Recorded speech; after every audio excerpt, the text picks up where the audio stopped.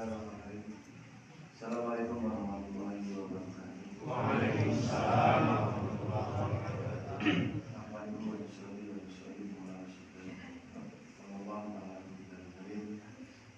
warahmatullahi wabarakatuh. Bismillahirrahmanirrahim. Qul in kuntum tuhibbuna Allah fattabi'uni yuhibbukumullah wa yaghfir lakum dhunubakum. Wa qala ta'ala wa lakum minkum ummatun yad'una ila al-khayri wa ya'muruna bil ma'ruf wa yanhauna 'anil munkar wa ulaika humul muflihun. Wa qala Nabi sallallahu alaihi wasallam idza ummati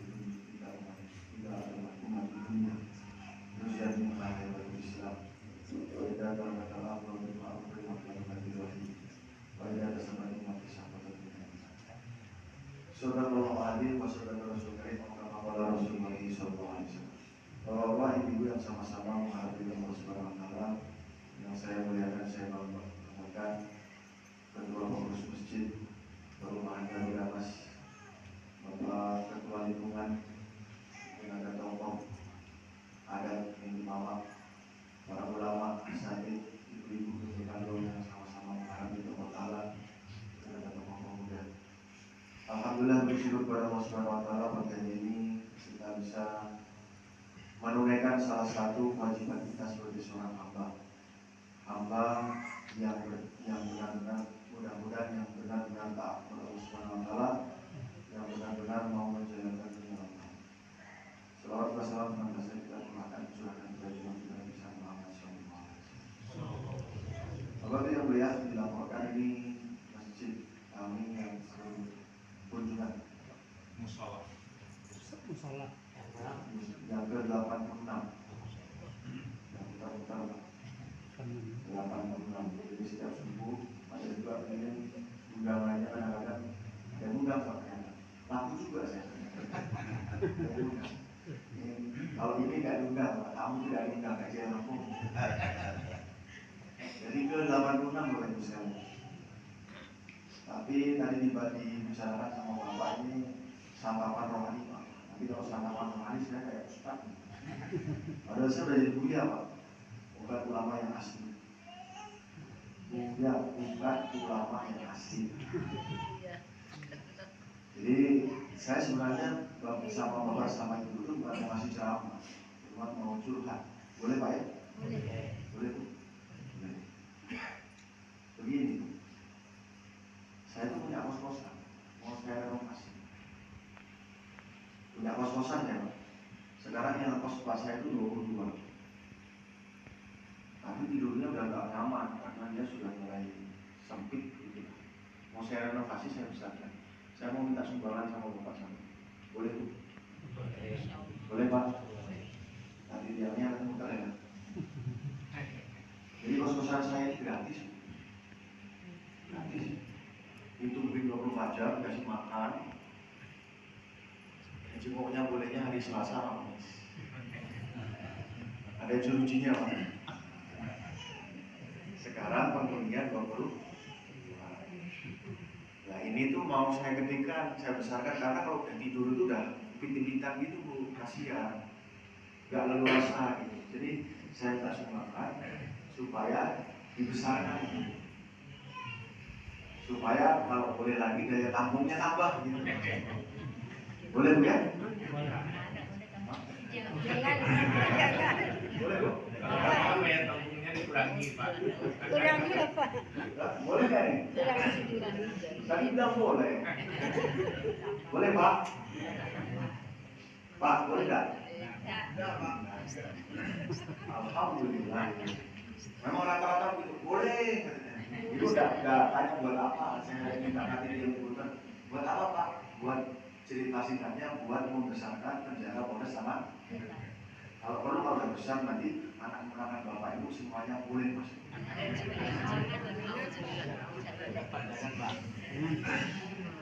Jadi ceritanya itu keberhasilan polisi itu mengosongkan penjara atau memenuhi penjara. Tapi sekarang kenyataannya Bapak Ibu setiap 2 hari sekali saya nangkap satu pelaku. Dan paling banyak pelaku narkoba. Yang ranking 1 kemarin, ranking 1 ada yang berprestasi masuk penjara. Dia bawa barang bukti ganja 12 kilo. Kalau 12 kilo daging kurban enak Pak ya? Satu orang dapat 12 kilo, ini ganja Pak 12 kilo. Kalau ditanya sama kasar narkoba saya itu 12 kilo itu bisa untuk dipakai kurang lebih satu batu sakar kena. Yang nomor 2 kemarin bawa 23 paket sabu-sabu. Satu paketnya bisa dipakai 30 kali. 30 kali 23, 900 bulan. Dan macam-macam yang lain. Dan ternyata saya bandingkan di tempat lain begitu juga Pak. Saya bandingkan di rumah tahanan Baru Sakar itu Pak Karutan, Kepala Rutan kan, rumah tahanan. Pak Karutan di sini slotnya berapa? Kos-kosan Bapak. Dulu Pak, di sini kos-kosan saya ini slotnya buat cukup untuk 35 orang. Sekarang berapa jumlahnya? Sekarang Pak, Masya Allah 145. 145 itu yang orang Tanah Datar berapa? 135. 145 ini agamanya Islam berapa Pak? 144. Kalau di tempat saya yang 22 sekarang itu yang menghuni sekarang. Semenjak saya masuk sampai sekarang itu sudah ada alumninya. Alumninya kata Pak Hasan Hakim kemarin 30 ya. 30, jadi 3, selama saya di sini 30 tambah sekarang pada masih ada di dalam 20, jadi 50. Dan alhamdulillah yang 22 tadi semuanya agama Islam. Prestasi pokoknya agama Islam. Yang nomor 2 dari yang 22 itu dia nggak bisa ngaji, dia ngajinya alif bata teman-teman. Semuanya pintar ngaji. Prestasi pokoknya agama Islam. Saya sebenarnya pengen curhatnya sama bapak sama ibu begini. Ini masalah kalau bapak ibu boleh bayangkan di ranah Minang yang katanya ada pesan syarat-syarat pesan kita betul. Yang pedoman hidup kita untuk kampung kita, untuk keluarga kita, untuk negara kita ini kita ambil. Tapi di satu sisi di tempat kita paling banyak narkobanya, paling banyak LGBT, paling banyak orang Islamnya kena orang polisi. Saya mau minta pendapat sama bapak sama ibu. Ini kira-kira mau dibiarkan saja atau mau diselesaikan? Nah, mau dibiarkan saja, udah gini aja ada apa-apa. Dia saya gitu. Atau mau diselesaikan? Yang paling muda Pak kemarin itu anak kelahiran 98. Yang paling muda yang masuk. Mau diselesaikan atau mau dibiarkan? Kalau mau dibiarkan tidak apa-apa. Ya, kita ini Pak paling nangkep aja. Kemarin ada tawuran juga kemarin Pak, anak sungainya. Begitu terus nanti ada tawuran, yang positif narkoba 3 orang. Bu, Pak, mau dibiarkan atau mau diselesaikan? Diselesaikan. Benar ya? Awas.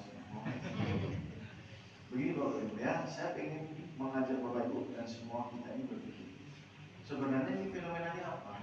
Kok kayak gini? Orang Islam ngerti agama, bisa ngaji, tapi kok justru melakukan perbuatan jahat, melawan perintah Allah Subhanahu wa taala, perbuatan maksiat. Kan begitu. Ini keadaannya seperti apa sih? Fenomenanya seperti apa bahasa kerennya begitu? Kan begitu ya? Fenomenanya seperti apa? Bapak yang mulia, ini sudah pernah terjadi zaman dulu. Namanya zaman jahiliyah. Tadi Bapak bilang zaman jahiliyah, dan sekarang sudah diubah oleh Nabi menjadi zaman yang terang benderang gitu ya. Ya terang benderang listriknya Pak. Tapi sepertinya nggak terang benderang. Situasinya nggak terang benderang. Kenapa? Sepertinya masih dalam zaman jahiliyah. Karena begini, yang disebut dengan jahiliyah, jahil itu zaman apa? Bukan Pak. Jahil itu bukan Pak. Rata-rata memang, mohon maaf Pak, setiap kali kita ditanya, tidak apa-apa kalinya dalam aja. Dengar Pak ya? Dengar. Karena ini pesan penting Pak. Jadi zaman jahiliyah itu kayaknya enak dalam deh. Masukin ke dalamnya apa yang suaranya? Bodoh bukan. Jahil itu jahil, tahu tetapi sengaja melanggar. Tembok putih dicat sama warga mau 17-an atau apa. Tiba-tiba anak bawa pilok Pak, cerot di sana. bilang, coba kamu pikir pakai otak. Kira-kira ini kamu tahu nggak ini tembok habis dicat? Tahu Pak? Menurut otak kamu, kira-kira boleh nggak tembok yang habis dicat dicoret seenaknya sama kamu? Dia bilang apa? Pasti dia bilang nggak boleh. Itu namanya jahil, anak jahil kan? Jadi jahil itu tahu tapi anak SD kira-kira tahu nggak kalau kepala itu nggak boleh dikeluar-keluar? Boleh nggak? Nggak boleh, boleh kan? Tapi mereka terlalu kepala. Gitu kan? Akhirnya berkelahi mereka berdua. Kalau ditanya, boleh nggak kepala itu dikeluar-keluar? Mereka bilang nggak boleh. Karena jahil, dia jahilin temannya, akhirnya berkelahi. Jadi jahil itu tahu tapi sengaja. Dulu zaman jahiliyah Bapak Ibu, orang di Mekah sana tahu ada Tuhan yang satu di atas langit namanya Allah. Cara nyembahnya tawaf, pakai 7 putaran mengelilingi Ka'bah. Mereka tawaf 7 putaran. Tetapi mereka, Bapak bayangkan, Ibu bayangkan, mereka membangun 360 berhala di sekitar Ka'bah. Jadi setelah mereka tawaf di Ka'bah 7 putaran, mereka tawaf juga, menyembah juga berhala-berhala mereka yang jumlahnya 360 buah sekeliling Ka'bah. Kalau ditanya, tahu ada Tuhan satu di atas langit namanya Allah? Tahu. Tapi mereka menyebutkan Allah dengan membuat 360 zaman jahil. Mereka tahu Pak tidak boleh membunuh orang, tetapi mereka mengubur anak perempuan mereka hidup-hidup.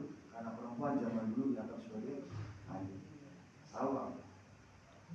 Jadi kurang lebih hari ini fenomenanya adalah zaman jahil terulang kembali. Kenapa zaman jahil ya? Itu Pak yang kos-kosan, yang kos di tempat saya, kalau ditanya boleh nggak pakai narkoba, mereka bilang boleh nggak jual beli narkoba, mereka bilang boleh nggak nyolong sapi, mereka bilang boleh nggak mensetujui anak, mereka bilang boleh. Penyebabnya kata ulama kita ini, dan juga yang disebutkan dalam Al-Quran dan juga diterangkan oleh Nabi SAW dalam hadis, itu tidak lain tidak bukan adalah kenapa penyebab zaman jahiliyah? Karena iman yang tidak sempurna kepada Allah SWT. Imannya rusak. Iman yang rusak akan bergaris lurus dengan amal soleh yang menjadi rusak. Amal soleh rusak, maka muamalah rusak. Muamalah rusak, maka muasyarah rusak. Muasyarah rusak, maka akhlak menjadi rusak. Iman yang rusak tidak sempurna kepada Allah, maka amal solehnya pasti akan rusak. Kalau iman tidak sempurna, pasti orang tidak akan bisa berbuat amal soleh. Jadi bisa dikatakan kalau orang tidak sholat, tidak mau sholat, meninggalkan sholat, berarti imannya rusak, tidak sempurna. Baik seluruh badannya. Kalau buruk daging itu, maka buruk seluruh badannya. Apa daging itu? Hati tempatnya iman. Kan begitu Pak ya? Hati tempatnya iman. Kalimat la ilaha illallah, kalimat iman, Muhammad Rasulullah, kalimat iman itu harusnya masuk dalam hati. Tapi karena rusak kalimat itu, tidak masuk dalam hati, maka imannya rusak, ibadahnya rusak, muamalah rusak, akhlak rusak. Terbukti Bapak Ibu ya, yang 22 dan alumnus kos-kosan penjara Polres Tanah Datar yang 30 kali sebelumnya ketika ditangkap tidak pernah sholat. Baru di dalam kos-kosan baru mereka disuruh sholat sama Pak Kasat tadi. Ini kasat saya, Pak Kasat tahanan dan ditimbang. Bapak kos. Sebelumnya tidak pernah sholat. Karena juga di dalam Al-Quran disebutkan inna sholata tanha anil fahsya'i. Jadi kalau iman rusak pasti amal rusak. Bukan menciptakan sebuah negara yang baik tanpa ada penjahat, ya minimal berkurang begitu ya. Maka kita harus menciptakan suasana yang baik. Karena begini Bapak Ibu, konsepnya kalau ingin membuat negara yang baik, cita-cita kita baldatun thayyibatun wa rabbun ghafur, negara yang madani, maka dibentuk dari provinsi yang baik, kan begitu Pak? Provinsi yang baik dibentuk dari kabupaten. Kabupaten yang baik dibentuk dari kecamatan nagari yang baik. Kecamatan nagari yang baik dibentuk dari joroh yang baik. Joroh yang baik dibentuk dari keluarga yang baik. Keluarga yang baik dibentuk dari pribadi-pribadi, individu yang baik. Individu yang baik dibentuk dari yang tadi, hati yang Sebaliknya ke atas. Dari mana? Dengan memperbaiki hati-hati manusia. Sekarang kalau hati manusia pengen diperbaiki di bawah mana? Sebagaimana saya punya motor, motornya namanya Yamaha Mio, rusak. Saya bawa kemana Bapak Ibu? Bengkel. Ya, bengkelnya bengkel apa Bapak Ibu? Bengkel Honda. Yang nggak nyambung Pak, motor Yamaha kok bawa bengkel Honda. Bengkel motornya motor Yamaha. Yamahanya ketemu sama mekanik yang dia jago ahli mesin. Bukan mesin Yamaha Pak, mesin metik. Kan Yamaha Mio Pak. Ini pokoknya subuh-subuh sudah dikasih tebak-tebakan. Betul ya? Yamaha Mio rusak, maka dibawa ke bengkel. Bengkelnya bukan bengkel mesin jahit, tapi bengkel motor. Bengkel motornya pun bengkel motor Yamaha, bukan Honda, bukan Vespa. Ketemu sama mekanik yang dia jago ahli mesin metik, bukan motor saja Pak, Bu, harus tepat treatmentnya. Kalau enggak jadi itu motor. Bagaimana dengan pertanyaannya, kalau hati-hati manusia itu rusak, dibawa kemana? Bawa kemana Bu? Hah? Klinik? Apa Bu? Oh, masjid. Kirain Puncak Batu. Kirain Danau Singkara. Dibawa ke masjid. Memperbaiki zaman jahiliyah dengan membawa mereka dengan keyakinan yang sempurna, kembali iman mereka dengan mekanisme dibawa ke masjid. Pertama kali yang dibangun oleh Nabi Muhammad SAW ketika kemana-mana adalah masjid. Sekarang Pak, prakteknya, ya. Di sini satu perumahan kan, berapa jumlah kakaknya Pak? 108. Berapa jumlah laki-laki baliknya Pak? Kita ngitung laki-laki balik dulu ya. Jumlah laki-laki baliknya berapa Pak?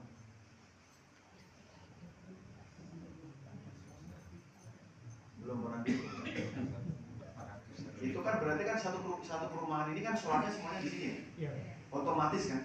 Kalau ngitung perumahan itu lebih enak daripada ngitung jorok Pak. Pasti harus ketemu. Jumlah rumahnya 100 berapa itu? 108. Hitung saja, hitungan kasar. Kalau Bapak nggak ngerti jumlah laki-laki balik karena terlalu sulit ya. Berarti 108 minimal kali 2 aja. Karena ada bapak, ada anak laki-laki. Ya rata-rata lah begitu. Padahal di dalam satu keluarga bisa anak laki-lakinya 2 atau 3 kan. Tapi kita ambil rata-rata. Satu rumah ada 2 laki, bapak sama anak laki-laki. Berarti ada 108 kali 216. Pertanyaannya sekarang, 216 yang harusnya bisa masuk masjid, mau diperbaiki imannya, sekarang yang datang berapa? Mau dihitung Pak? 1, 2, 3, 4, 5, 6, 7, 8, 9, 10, 11, 12, 13, 14, 15, 16, 17, 18, 19, 20, 21, 22, 23, 24, 25, 26, 27, 28 Pak. Tadi sing itu berapa? 216 dikurangi 28 pakai kalkulator. 216 ini beneran nih Pak? 200. Artinya 188 tidak sedang diperbaiki oleh Allah SWT. Artinya yang 188 inna sholata tanha 'anil fahsya'i wal munkar, mereka sedang berpotensi untuk bisa melakukan fahsya wal munkar. Jadi jangan salahkan siapa-siapa. Kalau di kampung Bapak, kalau di perumahan ini ada bandar narkoba, ada tukang judi online, ada tukang mabuk-mabukan, ada tukang mohon maaf berzina, ada pelaku LGBT, ada lain-lain sebagainya. Karena apa? Karena mereka sedang tidak tercegah dari perbuatan keji dan betul nggak Pak? Maka caranya harus kembali ke masjid. Yang cara yang kedua adalah bagaimana 100% laki-laki balik masuk ke dalam masjid ketika azan berkumandang. Kayak kita ternyata itu. Jadi Bu, besok kalau ada bapak atau suaminya nggak ke masjid, jangan dikasih jatah. Jangan dikasih. Karena misi kita sekarang mengembalikan setiap orang ke. Karena kalau mereka sudah ke masjid, mereka insya Allah sholat. Kalau sudah sholat, mereka tercegah dari perbuatan fahsyat dan munkar, dan insya Allah imannya akan diperbaiki oleh Allah Subhanahu wa Ta'ala. Jadi Pak, saya titipkan, saya pesankan di sini yang 216 ini harusnya semua masuk dalam masjid ketika azan berkumandang. Bagi mereka yang 188 ini harus dijemput itu. Ya Pak, orang datang minta izin sama Pak Kepala Lingkungan. Pak Kepala, saya tidak mau merusak masjid Pak. Saya tidak mau nyongkel jendela, tidak mau memecahkan kaca, tidak mau cokel-cokel kami, tidak mau ngambil genteng dan segala macam. Saya cuma mau minta izin, saya mau memotong tiang musola. Boleh Bapak Ibu? Kenapa tidak boleh? Untuk emang ini masjidnya Ibu? Kenapa Ibu tidak perbolehkan? Karena Ibu pasti akan mengatakan, jangan, ini masjid kami, ini musola kami. Kalau kamu potong tiangnya, maka musola kami akan roboh. Tapi kami harus cegah, karena ini adalah tanggung jawab kami betul Bapak Ibu? Nabi SAW mengatakan, barang siapa dia sholat, dia menegakkan tiang agama. Barang siapa dia tidak sholat, dia merobohkan tiang agama. Yang sekarang ada di perumahan Garuda Mas 188 sedang berusaha merobohkan tiang agama. Dan Bapak Ibu diam saja. Yang penting bukan urusan saya, itu urusannya MUI, itu urusannya Ustaz, tidak bisa. Contoh yang lain Bapak. Dulu zaman ketika satu orang nama tidak masuk dalam DPT, kira-kira apa yang terjadi dengan Bawaslu dan KPU? Dimarahi, betul? Tidak boleh ada yang disebut dengan orang tidak masuk dalam DPT, betul Pak? Makanya harus didata. Yang kedua, orang partai tidak mau kalau ada satu orang saja yang dia tidak coblos partai. Betul Pak? Makanya Bapak sama Ibu dikejar sampai jam 3 subuh, dibawain amplop. Serangan? Betul Pak? Kalau di sini berapa Pak? Berapa? Aku Pak, orang sudah. Nanti saya ikut gitu loh kalau setengah juta kan lumayan dua partai kan, merah sama kuning gitu misalnya 1 juta lumayan, tapi nyoblosnya yang hijau kan lumayan. Itu saja, tidak mau mereka lolos satu nama Bapak Ibu, KPU, Bawaslu dan partai. Yang resikonya kalau Bapak Ibu salah nyoblos, itu cuma resikonya salah memilih pemimpin 5 tahun saja. Bagaimana dengan resiko ketika satu orang lolos dia dari masjid, dia tidak sholat satu kali aja tidak sholat, kata dalam sebuah hadis, mafhumnya satu orang yang dia tidak sholat dengan sengaja, maka dia akan masuk ke dalam neraka, digoreng-goreng sama malaikat, masuk dalam neraka, nyemplung dalam neraka selama satu sholat saja dimana, selama satu hukum lamanya 80 tahun, 80 tahun akhirat. Satu hari akhiratnya sama dengan 1000 tahun di muka bumi. Jadi satu sholat yang tidak dikerjakan dengan sengaja, maka orang ini akan masuk dalam neraka selama 280.800.000 tahun. Yang 188 terancam dengan perkara, dan Bapak Ibu diam saja. Mana kita? Lebih hebat lagi Pak, Masya Allah. Tadi kita baca sama-sama mendoakan orang-orang Palestina, betul? Pakai kunut, saya setuju. Saya dengan hati yang tulus, saya setuju, saya mendoakan. Doakan mereka, kirim bantuan ke sana. Kalau perlu kita berangkat ke sana kalau perlu. Tapi memang saya akan memberitahukan sesuatu yang harus kita pikirkan dengan skala prioritas, dengan konsep kegawat daruratan. Kalau orang tidak sholat, mati, status matinya mati masuk. Jadi kalau nggak sholat, matinya masuk mana deh? Adik aja kan. Jadi kalau nggak sholat, matinya masuk neraka. Ada 2 orang tabrakan Pak, jebret, dua-duanya jatuh. Yang satu luka lecet, yang satu patah tulang. Yang Bapak Ibu tolong pertama yang mana? Hah? Yang ditolong mana Pak? Oh Bapak diem aja. Bingung Pak ya, dikasih tebak-tebakan sama Pak Kapolresnya. Yang ditolong dulu yang mana Pak? Yang patah tulang. Masuk neraka. Yang Bapak tolong yang mana dulu? Hah? Hah? Kenapa? Yang mau masuk neraka ya. Yang ditolong, ini kita bicara yang ditolong. Yang mau kita tolong jelas-jelas nampak di depan muka kita. Ada orang mati mau masuk surga, ada orang mau mati tapi status matinya mau masuk neraka. Yang ditolong yang mana? Hah? Kok bingung Pak? Mau apa segala macam, mengirimkan doa segala macam untuk orang Palestina. Tapi jangan lupa ini ada yang paling penting, yang resikonya paling besar, yang harus kita gelorakan setiap hari kalau perlu didoa kunutkan, kan begitu. Yang orang-orang mau mati masuknya status masuk kan begitu Pak. Harus berpikir jernih dong. Nah sekarang yang 188 itu terancam. Kan begitu Bapak. Semuanya pemuda angkatan 65 kan gitu Pak ya. Jadi masalah nggak begitu ya kan? Ini menjadi tanggung jawab kita bersama. Maka penekanannya adalah caranya mengembalikan, cara yang menyelesaikan adalah Bapak harus punya kepedulian, mengajak mereka, menjemput mereka door to door supaya mereka masuk dalam masjid. Menolong. Cara menolongnya bagaimana? Ditarik. Kalau nggak kenal Pak dipukul Bapak. Betul? Cara menolong paling tepat adalah datang ke sana, dielus-elus punggungnya, diangkat pelan-pelan, dipindahkan. Datang ke sana. Nggak bisa Pak orang buta sama tuli itu pakai WhatsApp. Nggak bisa juga orang buta sama tuli dikasih sepekat. Betul? Cara paling tepat adalah menolong dia. Cara paling tepat datang ke sana. Lus-lus punggungnya, jangan ditarik. Dia nggak kenal kita. Ditarik Pak, bisa-bisa dia mukul marah. Karena nggak melihat, karena buta dan dilus-lus punggungnya pelan-pelan. Tapi kenapa tidak seperti tidak melihat? Yang tidak melihat, yang buta bukan mata, tetapi lihat. Dengar suara azan. Speakernya berapa ini Pak?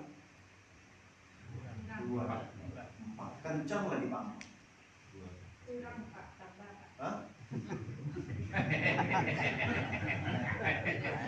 Dengar nggak kira-kira? Dengar kan? Kenapa seperti tidak mendengar? Ternyata yang tuli bukan mendengar tetapi hak. Bagaimana? Masjid, Assalamualaikum enggak? Masjid 27 derajat kita kumpulkan pahala banyak-banyak. Salah Bapak Ibu? Begitu cara. Door to door jemput mereka. Rumah. Yang ketiga jangan berpikir hasil.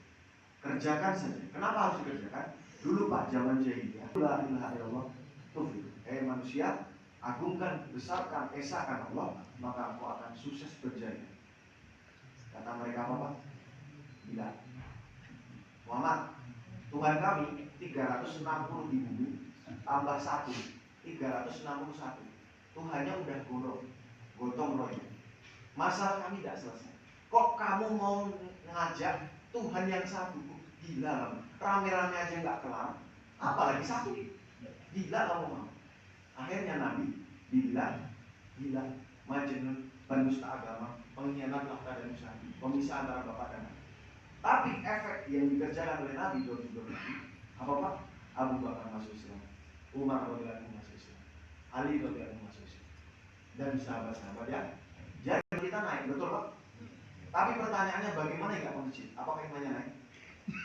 Maka harus dijemput. Itu yang pertama. Yang kedua, caranya harus istiqomah. Nggak boleh Pak, mohon maaf, hangat-hangat kayak ayam. Nggak boleh. Harus istiqomah. Sampai kapan? Sampai Bapak Ibu meninggal ini. Karena penjelasannya begini. Penjelasannya begini. Laki-laki balik di tanah datar yang tidak tahu kalau ada air minum merek Aqua. Hah? 0. Mendekati 0. Karena ada laki-laki gila dan laki-laki yang sakaratul. Pertanyaannya, semua orang sudah tahu kalau tidak sholat itu dosa, tapi kenapa masih tidak sholat? Contohnya yang 180 tahun. Kenapa Bapak Ibu? Kenapa? Hah? Kenapa? Kurang ikhlas. Karena Bapak Ibu tidak mengiklankan sholat, sehingga akhirnya sholat yang harusnya di sini tercabut, sholat yang harusnya di sini tercabut sehingga akhirnya mereka mengatakan nggak sholat nggak apa-apa. Karena alias kata ibu mengatakan yang penting saya sholat, suami saya sholat, anak saya sholat, yang lain tidak sholat bukan urusan saya. Maka yang kedua harus diiklankan supaya iklan sholat itu sholat menjadi masuk ke otak, sholat akhirnya masuk ke dalam hati. Kan begitu loh. Sekarang kan Bapak Ibu saya bisa pastikan insya Allah iman ahbab tawalakin Allah yahdi ma yasha. Muhammad, kamu berkali-kali datang pada paman Abu Thalib, ingat kamu hanya bisa berusaha, sedangkan yang memberikan hidayah adalah aku Muhammad. Allah. Jadi kita berpikir-pikir, gak usah mikir hasil orangnya susah pak, gak usah jemput lagi, tidak, harus terus. Nanti lama-kelamaan mereka akan bisa dirubah hatinya oleh Allah Subhanahu wa taala, asbab kita di amalan-amalan kita datang. Insyaallah ya Allah. Jadi kerjakan saja istiqomah, jangan berpikir hasil. Kalau sekarang ada 20 laki-laki baliknya saja, kalau ibu semua laki-laki baliknya saja semua masuk dalam masjid, apa yang terjadi dengan tanah datar? Madani baldatun thayyibatun walau anna ahlal qura amanu wa taqau la fatahna alaihim barakatin minas sama'i wal ardh. Kalau seandainya penduduk dalam negeri, satu negeri, penduduk dalam satu kampung, penduduk dalam satu kecamatan beriman dan bertakwa, iman sempurna, takwa implementasi iman, sholatnya sempurna, ibadah muamalah akhlaknya sempurna, maka Allah Ta'ala akan berikan keberkahan dari atas dan keberkahan dari bawah. Apa keberkahan dari atas? Hujannya menimbulkan, kesuburan tanah menjadi panen yang baik, harga-harga tidak naik, BBM tidak langka, tidak ada bencana, anak-anak taat yang dari bawah, anak-anak taat kepada orang tua, istri sayang kepada suami, suami tidak berkhianat kepada istri. Kalau tidak ada itu semua, yang dari atas bukan jadi berkah tapi jadi bencana, yang dari bawah jadi bencana, yang dari atas jadi banjir, yang dari atas jadi galdo, yang dari atas jadi gempa bumi, angin puting beliung, tanah longsor, yang dari bawah ibu dibunuh sama anaknya sendiri, laki-laki kawin sama laki-laki, perempuan kawin sama perempuan, narkoba, LGBT, balap liar, geng motor, kenakalan remaja, judi online. Yang paling terakhir, balik ke surau itu punyanya orang kita. Anak disayang, dibawa ke rumah, kemenakan disayang, dibawa ke surau. Anak dipangku, kemenakan dibimbing, orang kampung dipatengangkan. Kembali lagi, anak disayang dibawa ke rumah, kemenakan disayang dibawa ke surau. Kenapa harus dibawa ke surau? Jadi anak dipangku, kemenakan dibimbing, orang kampung dipatengangkan itu bukan pilihan. Kalau anak sudah gede dikasih ke mamanya, kalau masih kecil dibawa ibu sama bapaknya, kalau sudah balik dikasih ke mamanya, kalau dia sudah kerja diserahkan ke masyarakat. Bukan. Maknanya dari ceplok lahir sampai dia mati masuk liang lahat, yang mengontrol dia adalah 3 orang, tiga perkara. Dia dikontrol oleh bapaknya sama ibunya, dia dikontrol oleh mamanya, dia dikontrol sama orang kampung. Bukan lepas tanggung jawab, habis gede pak dikasih makan minum, nanti serahkan kepada mama, tidak bisa. Itu sebuah kontrol sosial yang sangat kuat di tanah Minang, tidak ada di tempat lain. Makanya anak-anak laki-laki tidak ada dia kamar di dalam rumah. Kamarnya di mana pak? Pertanyaannya sekarang anak kemanakan kita di mana pak? Sekarang di mana kira-kira? Bapak ini berarti nggak benar ini. Katanya tidak boleh di rumah, kok sekarang di rumah. Karena mereka yang lebih parah lagi pak, mereka tidak ada di surau, mereka tidak ada di rumah, mereka ada di Cinjaumato, mereka ada di Jakarta. Akhirnya kita tangkap. Kan yang terjadi seperti itu.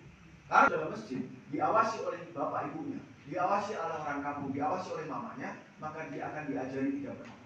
Yang pertama agama, yang kedua adat, yang ketiga adat. Apa itu agama? Yang pertama tauhid yang betul pada Allah Ta'ala dengan kalimat la ilaha illallah Muhammadur. Yang kedua diajari masalah faraid, masalah fikih-fikih, sholat, puasa, belajar sebagainya. Yang ketiga diajari Al-Quran. Jadi orang Minang kalau tidak baca buku, bisa baca Quran pak aneh, karena diajari itu. Saya tidak ikhlas kalau ada urusan salah urusan kita belum tenggelam dengan kelakuan kita sendiri. Mari kita kembalikan itu, kita kembalikan adat budaya itu dan agama itu sebagaimana yang sudah dikasih tahu sama pendahulu kita. Agama dan adat seperti aur dengan tebing. Itu saja yang kami sampaikan. Saya minta akad kepada Bapak dan Ibu dijemput Pak ya. 28 besok jadi 46 Pak ya. Nanti hari Rabu insya Allah lengkap Pak ya. 2 mudah-mudahan nanti saya kalau di dalam kubur ditanya sudah menyampaikan ini, mudah-mudahan saya bisa jawab alhamdulillah sudah Pak. Keluarga perumahan Garuda Mas sudah Allah Subhanahu wa taala yang salah dari saya pribadi mau dijelaskan. Kita tutup dengan doa kepada majelis. Subhanallah wa bihamdi, subhanallah wa bihamdi, asyhadu an la ilaha illallah. Assalamualaikum warahmatullahi wabarakatuh.